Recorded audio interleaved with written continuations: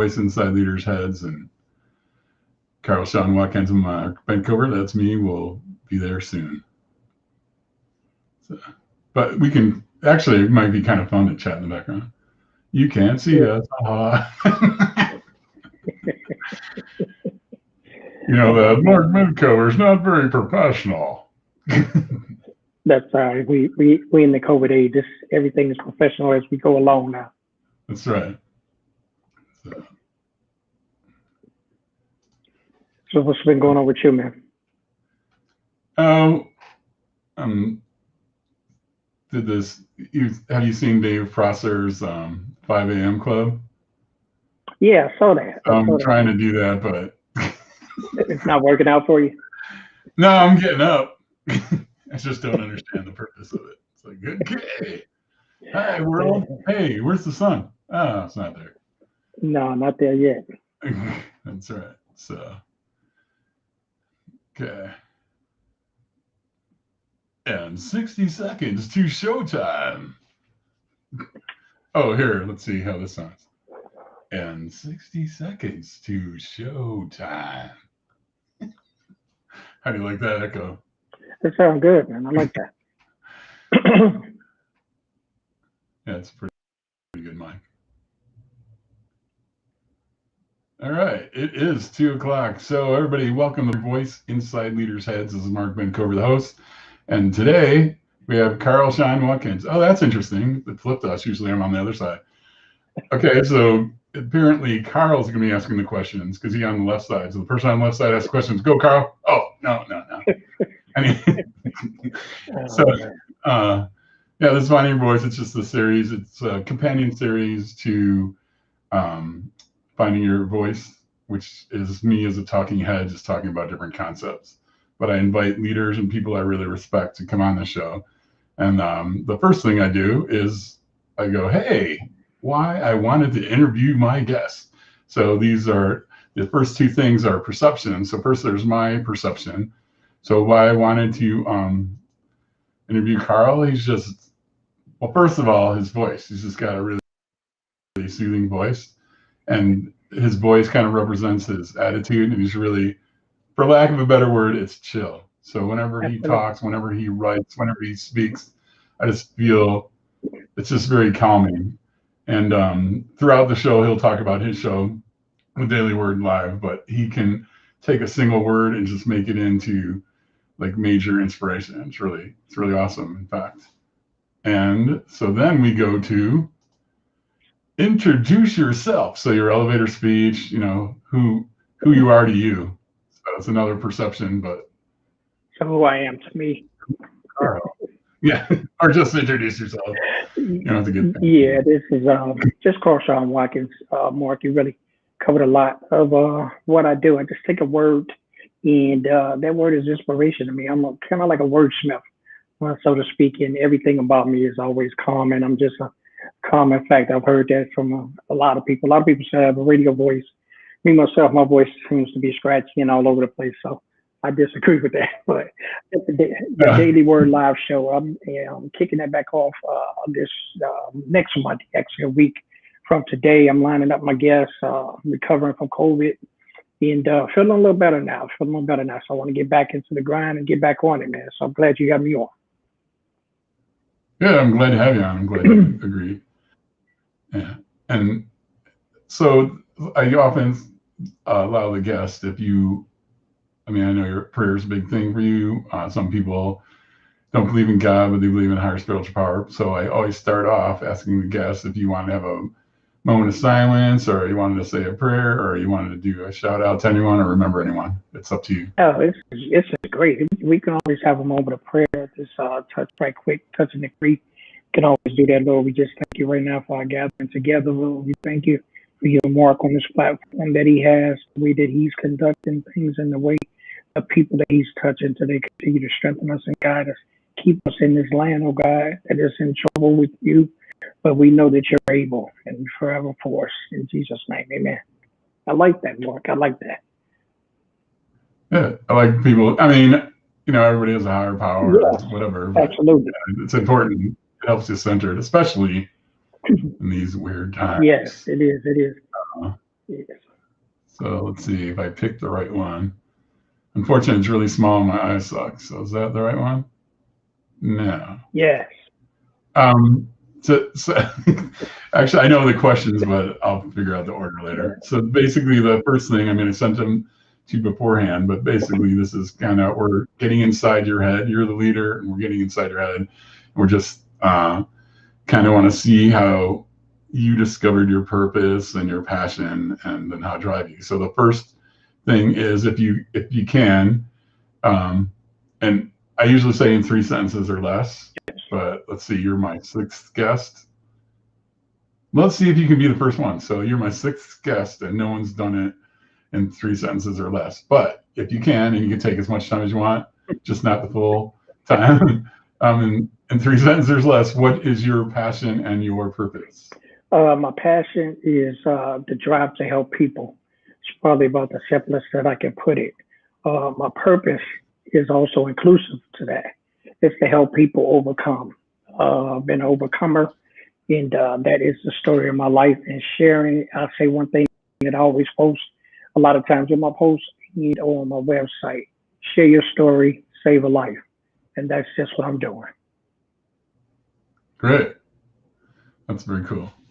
Um, so now, this is kind of like a comic book in that you're the superhero, and we're gonna talk about what the origin story. How did you discover your passion and your purpose? Like, was there a single event? Was there a series of events? Has it just been like a long time coming? Just kind of describe that. It's probably was a long time coming. Sometimes we have to step into what our passions are. Sometimes it's pivotal things that happen throughout the course of our life that make us kind of realize, this is what I'm supposed to be doing. And I kind of like was doing what I'm doing now all the time. I've been writing for such a long time. I write poetry, I write wordsmith, and I give that honor to my dad. He passed away when I was 15. But his way of showing us love was to build our vocabulary, me and my siblings. So I told the story before, but I'll tell your audience and your network as well. I had a dictionary given to me for a Christmas gift. I had no other presents under the tree, and I just kind of thought that was very cruel. Kid this to a kid, 5 years old, and this is what you're giving them for Christmas. But the essence of that was my dad told me that each and every word in there, he wanted us to begin from A. He wanted us to be able to spell. One, he wanted us to be able to use in a sentence. Two, and three, he wanted us to be able to define what that word was. And like I said, yeah, Wow. as a kid, I really thought that was the cruelest thing that you could ever do to a 5 year old. I'm looking for GI Joes and those kind of things, and here I unwrap a dictionary. But I've come to learn over time that every day we would go through this ritual, and I would learn these words, and I would be able to vocabulate these words, and I would be able to use these words in sentences. And lo, did I know at that point, and I didn't really appreciate it until after he passed, that he was building a foundation of vocabulary for a kid that was growing up in the city of Chicago that would be able to talk and be eloquent and be able to communicate what I needed to communicate with people I came in contact with. And that was awestruck to me. It took quite a few years for me to understand what he had really left with us and my siblings was a legacy. And he didn't even know it. No, maybe he did.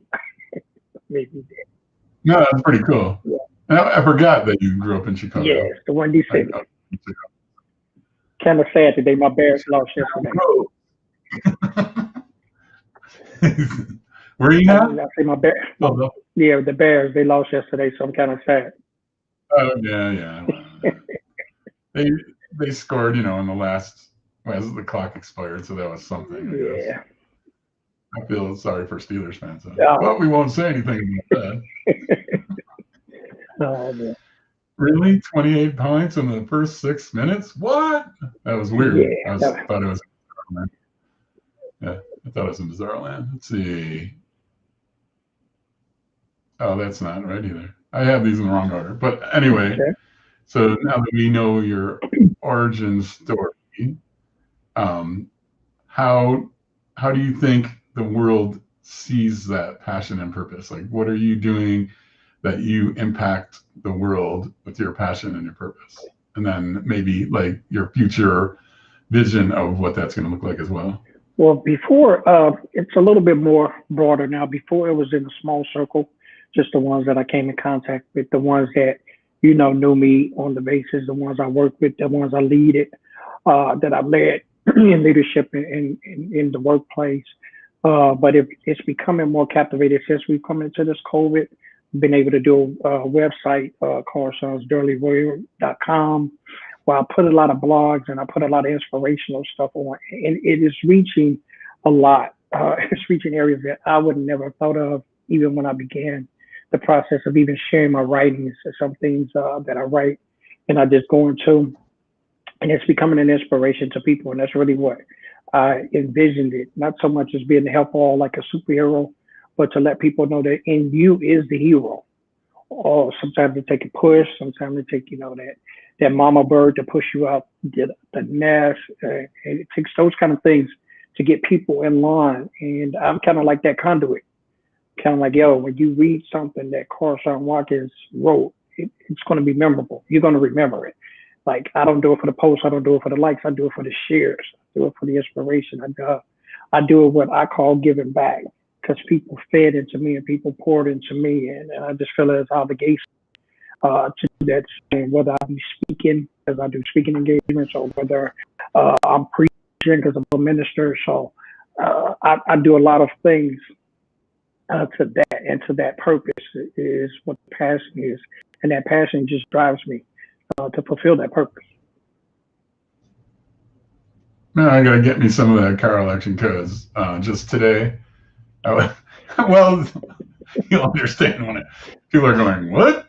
When I tell you what I'm talking about, it'll make more sense. So just like Christopher Hummel did that 90-day challenge, and I took it on and I finished yesterday. Yeah. And then I sort of felt accomplishment, but so I did sort of feel accomplishment, but then I'm like started looking around, and I'll use you as an example too. It's like, look at what Carl's up to. He's got a bigger audience, and people are listening to him. Invite him on shows. I haven't been invited to any show. What the heck? Man, look at Jeff Clark. Just all the GA people, and started feeling like envy and jealousy. I'm like, stop it. So I just got to come to you, like giving back. I just got to get to that space. So today was a weird day. I was feeling strange. So that was really inspirational words. And it feels like that from y'all. I mean, it feels like that sometimes. Sinead, me and her had a lot of private moments my first like 10, 15 days. And I was like, I guess for lack of a better word, I was kind of upset. So I'm like, yo, I'm sharing and I'm not hearing anything. And then, it's kind of like I had this. Oh, yeah, I remember. Yeah, and I kind of like had this epiphany where, okay, you're not doing it for that.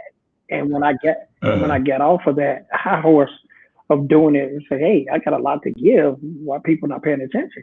But when I came off of that and I just started flowing with it, I call it my fluidity. When I start flowing with it and just start sharing it and start engaging with people, and just the next thing I know, stuff was shooting up, and then she would come back on. She'd be like, see what I told you? See what I told you? So it's that, Mark. You're touching a lot of people, man. I follow your posts, I follow your shows, I see your stuff going on. It's a lot of people that you encourage. It's a lot of people that you inspire with that 90-day challenge. I didn't even go that far. I only took 30. When I did you put the 90 in. Yeah, but you did videos too. Yeah, and I did videos, yeah, but you put that extra work in, because before that 30 days, I had to have a push off the cliff for that. It took me about 45 takes with that iPhone, man, to even feel comfortable with sharing what I was seeing. So I said, nah, I'll post.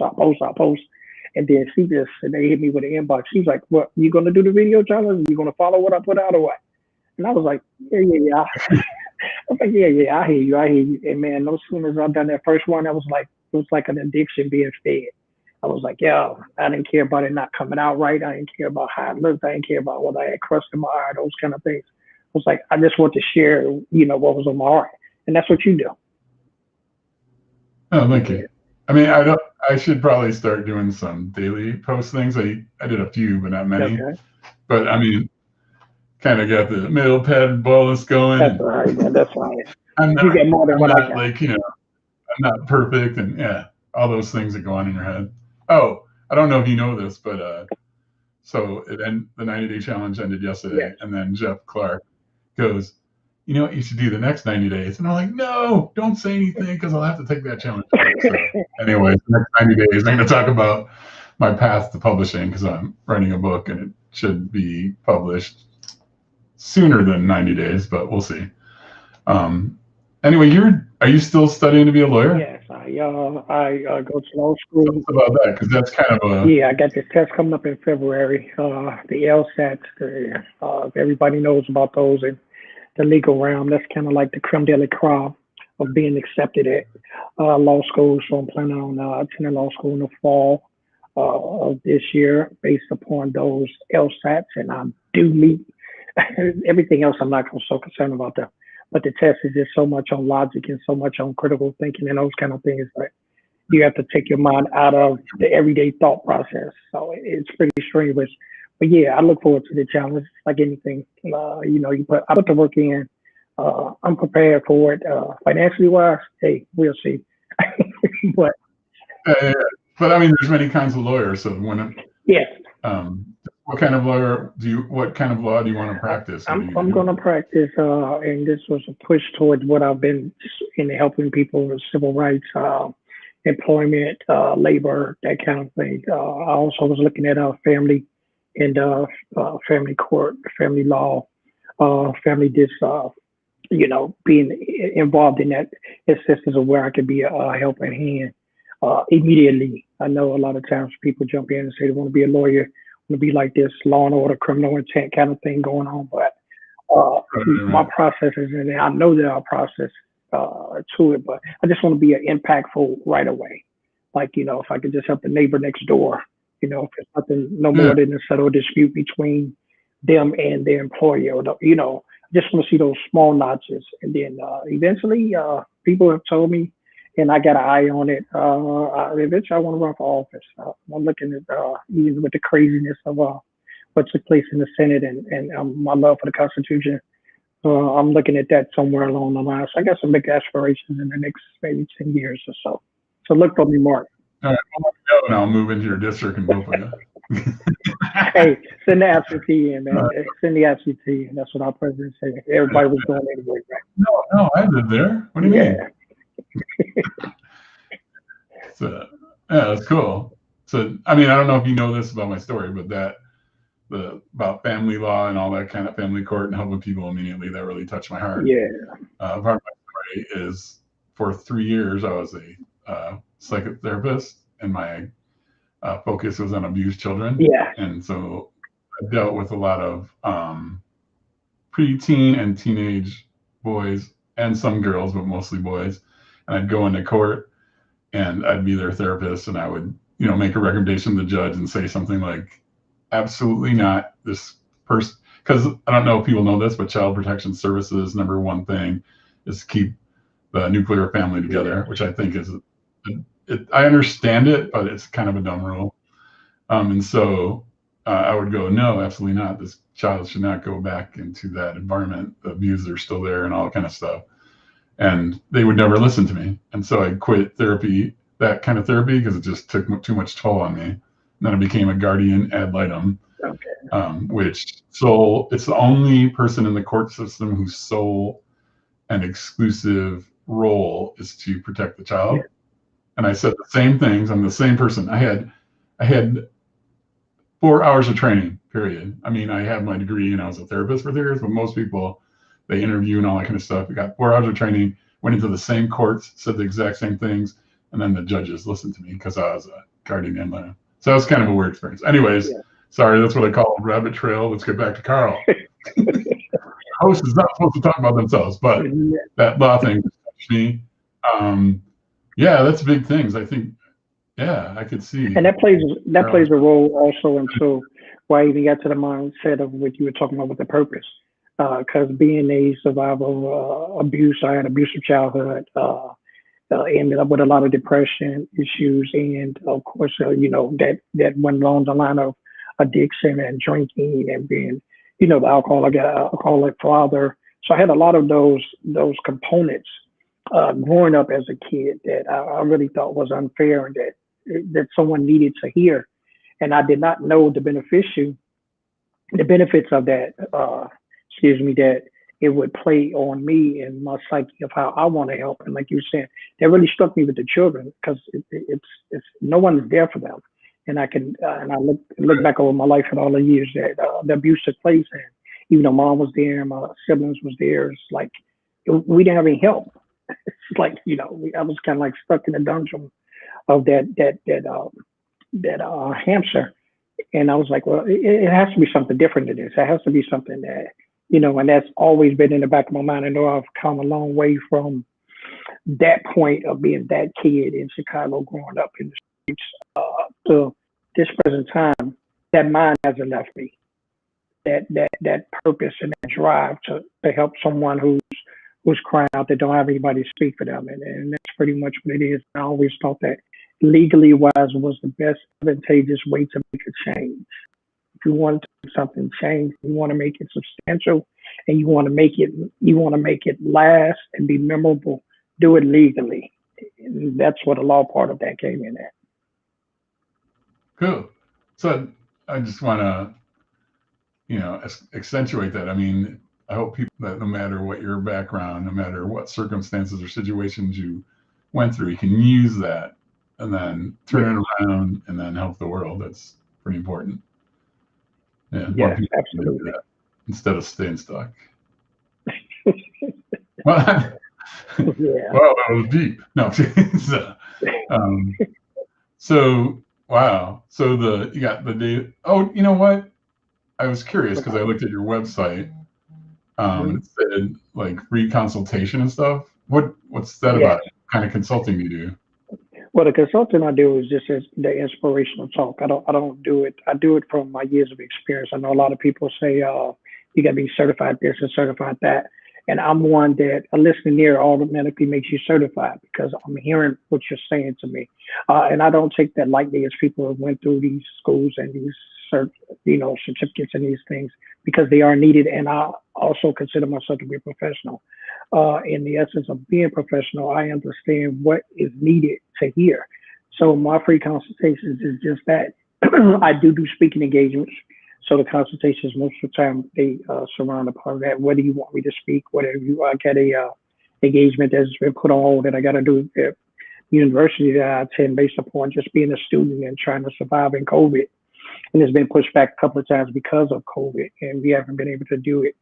But we're trying to maybe get that on Zoom and trying to restructure that now that can still take place. But I do consultations on understanding what it takes and where you are and where you want to get to. I got some inspiration. I got some packets that I put together, some programs that I put together that I align people with to where they are and where we can go from where you are. So first and foremost, we have to find out what is stopping you from pushing that. And no, I don't claim to be a shrink and I don't have the credentials to be a shrink. But like I said, the listening ear has qualified me enough to know if I can help you, if I can. I don't charge for consultation because consultation is just that. I'm just consulting you on you, about you, and what I can do for you. And that's part of coaching. That's part of speaking. I do have a couple of coaches. They coach me that they are certified coaches. They life coaches. And they do pour into me and I pour it into you. I pour it into them. Who's ever seeking it. So that's what the consultation is about. It on there, you can get with me a 30-minute. I know a lot of people say they put it on. It says discovery calls and these. I don't even use it as that term because it's not about discovery. To me, it's about you being able to. Because sometimes you can't talk to those that surround you. Sometimes you can't open up and share those things that's bothering you with the person that's in the household with you or whatever it is. I'm just an outlet for that. And me as in ministry, and me as church, and me as I keep my confidences in those things. And we try to work with people to make them better, build them up, strengthen them, carry them on. I deal a lot with addictions. I deal a lot with abuse. I deal a lot with depression because these are things that I've overcome. And I just tell people what I did to overcome them. Of course, God was in the mix with that, but there's a lot of things that you have to do in order to get free of those things as well. Well, I mean, I often say that one of the best ways to success is looking for people that have gone before you seek them Yeah. out, and then look to them for help. And then Mhm. most of the most successful people I know have no problem reaching back, like the Shanaes of the world and the Christophers. Yeah. Reach back and help. So, oh, Because and by it's, the way, there's so many studies that say mhm. certifications and degree not take. Okay, my psychotherapist friends in the world, I am not dissing you. I am simply citing a Right. study. I want to take away any of your clients whatsoever. All I'm saying is there's many studies in the world that say a sympathetic ear from a friendly person, a friend, family, whatever. And like you said, sometimes that's not possible because they could be contributing to the problem, whatever. But a friendly ear, just listening, truly listening, is as good as intensive therapy. And I think most people don't need intensive therapy, but they just need someone who's going to listen to them. So thanks for Yeah, doing they that. do. Big And they contribution. do. And that's what it's all about. My law advisor, my pre-law advisor at school, told me that you can read every book that you need to read to be a lawyer. He said, but until you have experienced it and until you have been in the lawyer's shoes, you cannot say that you're a lawyer. So with me being the case, I can't say that I'm a therapist. I can't say on the legality of that and putting my name to that as being the doctor of this, the doctor of that. But what I can say and what I am very much in tune with and very much understanding is that when you need someone to speak to and to talk to, I know what to hear. I know what you're going to. When you're talking about those aspects, abuse, addiction, and depression, I got my PhD in those. And it's the experience in those have taught me to be able to hear that in others. And it's taught me to be able to go in places where the therapist is not going to always get. And my dad used to tell me a drunk man can't tell you how it feels to have a hangover. He's never drunk. So if you want to know what it's like to feel to have a hangover, or you want to understand a hangover, you got to ask someone who's been a drunk.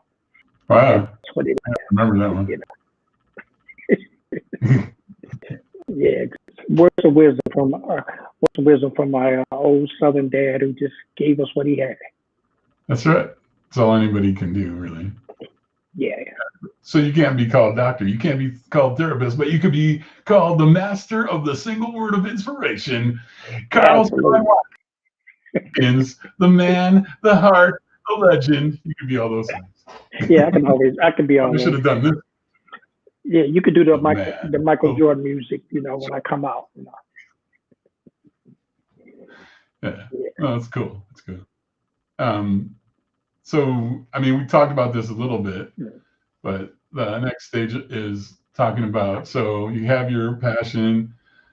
Well, actually, multiple passions. You have your passions, you have your purpose, helping other people, reaching back, everything you said. I mean, you're going to be get a law degree, and you're going to help. The first things you do is help family, and then you're going to.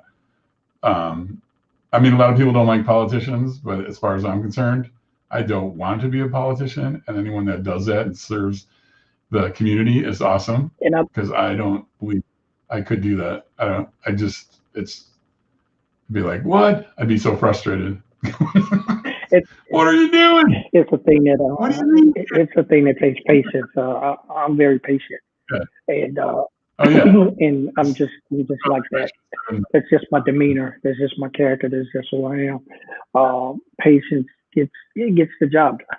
You'd be surprised how much, and even in looking at everything that's going on, and I hate to always get political, but with just so much that's going on right now, nobody's listening to anybody, and that's pretty much what it is. And the one that they are listening to are the ones that they think they're giving them sound advice or giving them those things to do aren't really doing it for them. And we're all just, I can't even really say what's going on right now, but all I know that we're in, like my dad say, we're in a pickle. And, I think you need to have someone in there, not no one in there. I don't have the idealistic stuff that I can go and change the world. It's not my mantra. It's not what, that's not what inspires me. What inspires me is that I bring a situation and a circumstance to a place where this is who I am. So let's see who we can be. Let's see who we all can be. Let's see that. Now, some people say, oh man, many people before you have tried that, and this is the definitely truth. But what we have to do is have the people that continue to do that and continue to be that way. And I think we can get some things done. So I just wanted to point out, I'm not going to attempt his last name, but Hamad says, hi, Carl. Siddiqui, Mr. Siddiqui, how are you? How are you? Yeah, that's a smart man. Hi. Siddiqui? Yeah, Siddiqui. Okay, cool. Hi, Hamad. You didn't say hi to me, but that's okay. It doesn't matter. Yeah, that's really great. Oh, hold on. We got another one. Where did that go? And then it's Denrich, Sananda. He's going to be on my show later. Oh, good. He's a great. Yeah, he is great. Yeah, he inspires. He's going to be on the show sometime in January. I should have the schedule up, but I don't remember. Anyway, so continuing the conversation. Well, you know what, though? You said you're not motivated. I can't remember the exact words. You're not motivated to change the world, but even 1% at a time, you're changing the world. So yeah, and that's the thought process that you have to take, especially when you look into what's going on and you kind of consider it to be a black hole. Has to be 1% at a time. That's an old adage, but it's so definitely true. Each one teach one, or each one bring one. You know those kind of things. If you follow those mantras, you can make the change because you're hoping and you're hoping and putting your abilities and change in one person and hoping that they will pay it forward. And a lot of times it gets paid for, it gets overlooked because there's so much other negativity. But a lot of times pay it forward does work. It does work. Yeah. And then the couple more questions, and then we get to your shameless self-promotion. But so the first one, and this, I've been thinking about this a lot lately. I think it was Jeff Clark who started this conversation in my head. Once something gets started, it's really hard to get it out of there. But with respect to passion and purpose, Andrea Koppel, a while ago, she spoke. I don't know if you know her. She does Time for Coffee, and she's really good. She's yeah, Andrea. Yeah, she brought up the fact that a lot of people push or prompt college students and people going into college to find their passion and purpose, and then just stick to that, and that'll be your whole life. But I don't know. At that age, I didn't have any of those things. So the question is, thanks, Mark. That was a long preamble. Question is, do you think your passions and your purpose evolve or change over your life? Or do you, like, once you have them, they kind of grow and they might slightly evolve? But yeah, what do you think about that? Mark, I think they kind of manifest. They're already there within you. Just a lot of times we don't have the direction with them, and more times than not, I can say about 99.9% of the times they're not cultivated. And when I say cultivated, they're not given that we as parents sometimes look upon our children and we want to give them the world. But we want to do that. And one thing I can say about the parents that I had, they never put anything on me is that this is what you could be or this is what you should be. They always left it over for me, even if it was being inquisitive of asking questions of why things were the way they were. They never was one to say, unless I got smart or something, they would say because I said so. But for the most part, I would get an answer to a question, or I would be sent to where I can find that. And a lot of times when we say that, and Andrea is right on the financial part of that, because you don't want to push them into those college, and those exorbitant loans because Uncle Sam is the OG.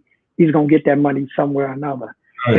So you don't want to push them to that. But I could tell you, me myself as a 19-year-old in college when I first got there, after I got out the military, I didn't have a passion. My passion was to try to get a job. My passion was to try to learn a little bit so I could take care of myself. So my passion, my passion that I had in the back of my mind of helping people was there, but I started running into people that could cultivate it. I started running into people that were pouring to me with that. And I think if we be that cycle for those ones, we don't have to direct them where to go. You just have to give them the opportunity to go where they already want to go. And in that, you push it forward and you give them that encouragement. It is immensely important that we encourage the younger people. It's time out for, separating them, giving them names, millennials, all of Right. those kind of things that kind of lessening their importance. They are very important because they're going to carry this planet farther than we are. Age just won't allow us. So we have to cultivate those that's coming behind us and being able that they have, making sure that they have the tools they need to be those thinkers, those innovators, those planners, those visionaries, those things that when we saw somebody playing rock and roll and we wanted to play rap, we thought we was inventing or doing some things, So let them go, man. I didn't mean to run off on that tangent, but I kind of This is all about inside your head, man. So the last formal question, obviously you can say whatever you want, but you kind of hit it several times, but basically from everything you said, and obviously you could add to it as well. Mm-hmm. Do you have any advice or suggestions for people on how to both find their passions and purpose and then to live it? The advice of finding it is search within yourself. You don't have to be this monk. You don't have to hit the monastery. You don't have to do the search comes with what makes you happy. And a lot of people, they don't connect the dots with that. What makes you happy is your passion. And it's so simplistic, but it's so real. When things make you happy and they drive you, that's your passion. So whatever it is, you don't try to match it to someone else's, and you don't say, my passion may be to sell automobiles, or my passion may be to know every part that's in a BMW. That's your passion. I think I wrote an article earlier today, and I was talking about the comparisons. You are enough. So when you get into your own self and you do that, and you'll find out that, hey, this is what I like. Don't let anybody change you.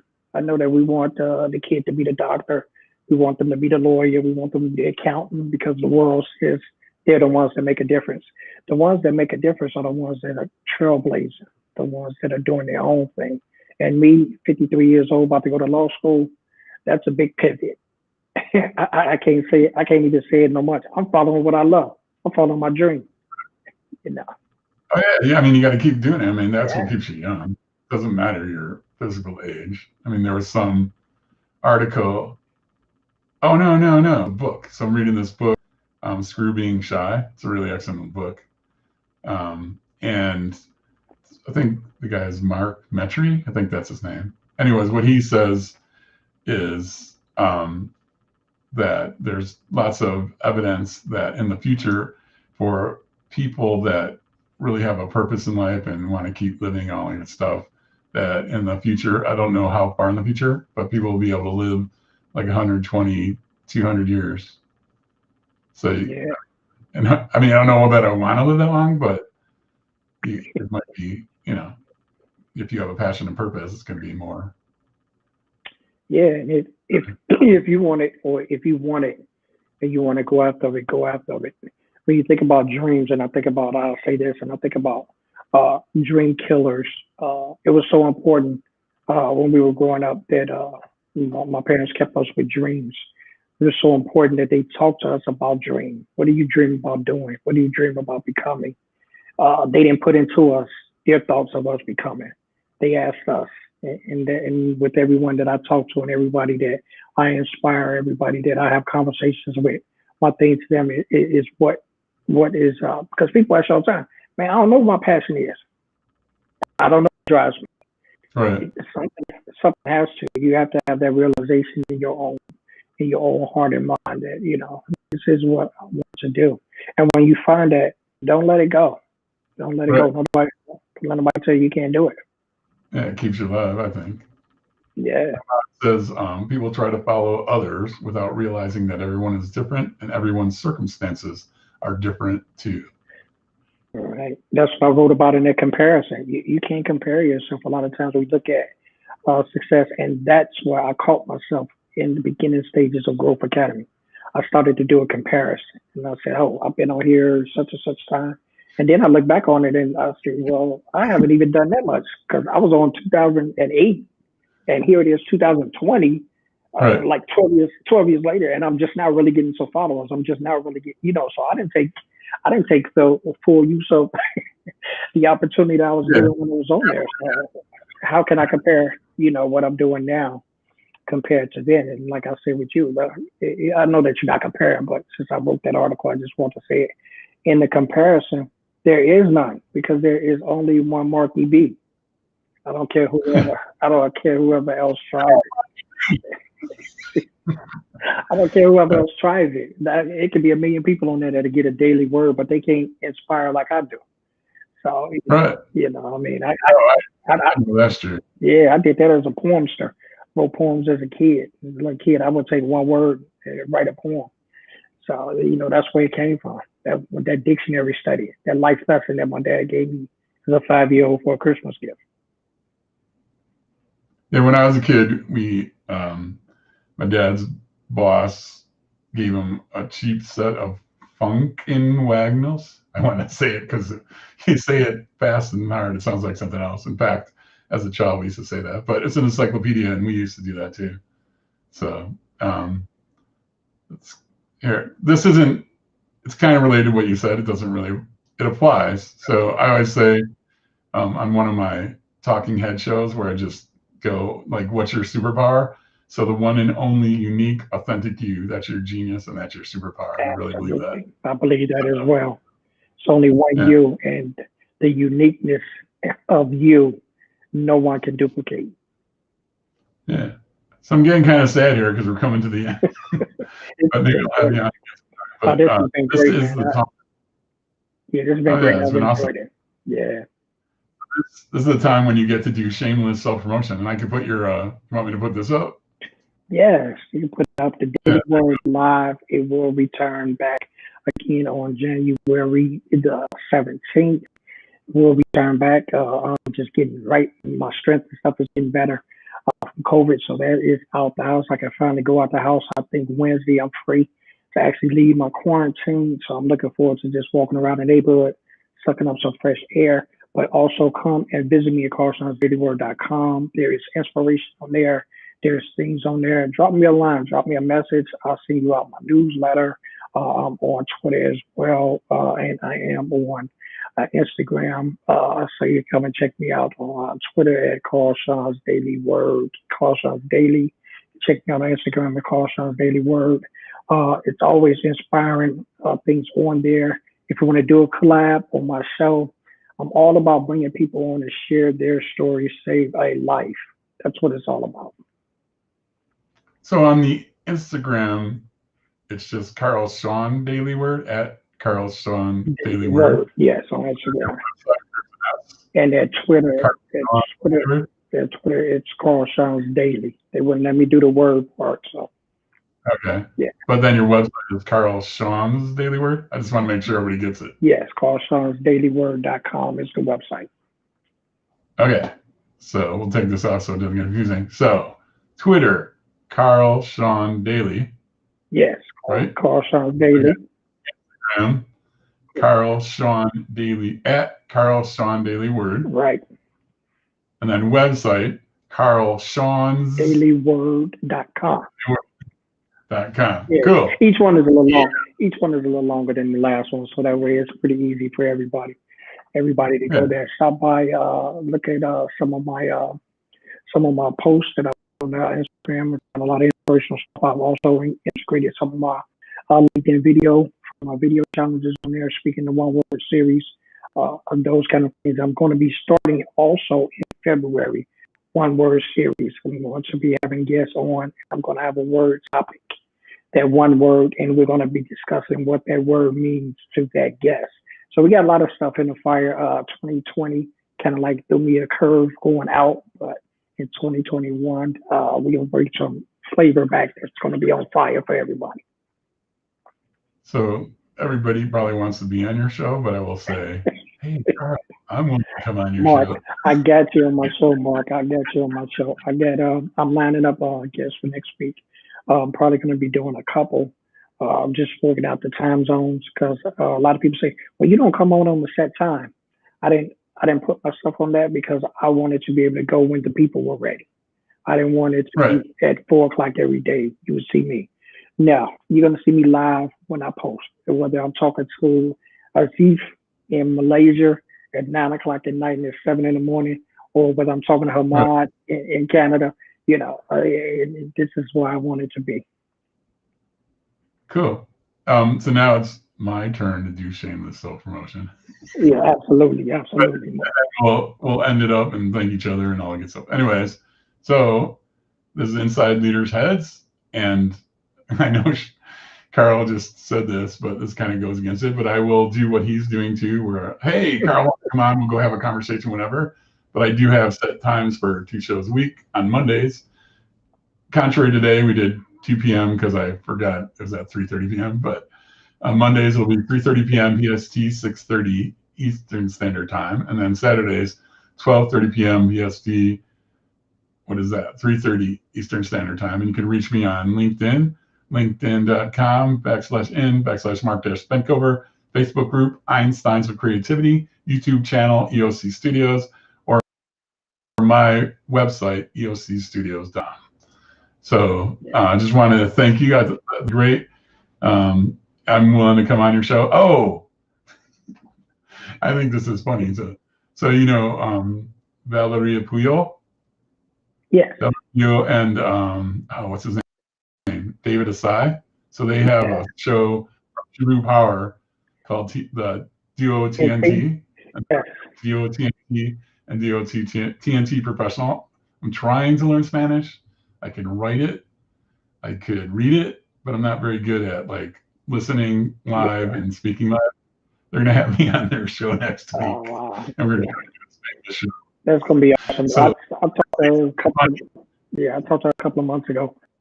Before all of this started happening, I was supposed to do a show with her, and in the midst of that, she then blew up. So she got her own show. She's got a live going on, and it's amazing. Yeah, I love her and TNT Duo TNT. They're awesome. Yeah. She's always there for me. She always responds and likes my stuff. Yes. Well, Carl, I just want to say this has been awesome. You're welcome on my show at any time. Mark, thank you so much, man. No problem.